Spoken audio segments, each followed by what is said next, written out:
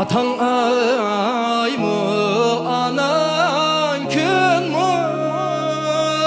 Ayarey tuğuptu sen kızıl gül ne?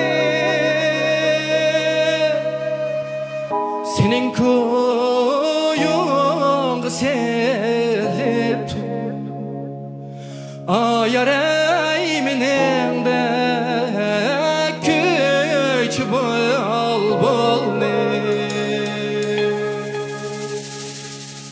Vay vay can ana Nurhan, ana Nurhan ey şerenge musafir me. Kim bilir bəxit nələr kelir, tamca yaşaqmısan, yürekli yaralanmısan. Ailemde pütətdə ensiz, şuna günlerimiz qəmsiz, bırakla biçilmez güller sensiz. Bir sen Neden yaşırırsan, bir sen o görülməməz yerken, bir ömür yolun sonu ötken. Hatiri təqdirimni var aqıldım aslan. Demiş ki xoşalik aylı azın aslan. Meseleni hal qılmaydı o herkes cidden mancı. Qılğanlerin xuddi bigiz yürügümgü sancılan. İsimde ay şu çağlar daim öyge keşkil ettim. Avazın bekil çoğun, turaqsız keyfiyyatım. Keçede oyğu tutan ama ağla gebem ne dep cidel yanıp başınladı yürügümni qaştılattım. Cinam anam kızan aşbergege muştardım. Muhabbetin ek sakılın şpaqını qanar. Qurqunu şipçirmedi, tatasan ege kendim. Tügülgen muş bilen suni kalbimni qadım.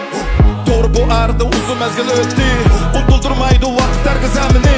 Yarısa kaydı anam hadiriz şu. Korkunuş ihtiyat kaybı bilen doldu.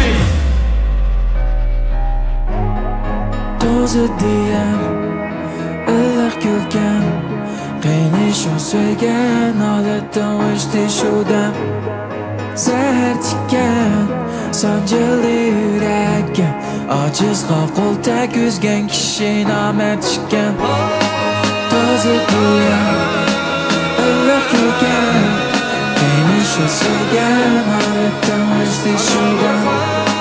Zəhər tikən, sancılı ürəkəm, acızğa qol tək üzgən kişi namərd çıxən. atan ay mı, anan gün mü? Ayarey tuğuptu sen kızıl gül ne? Senin kuyun selip tu ayarey minin de küç bol bol ne?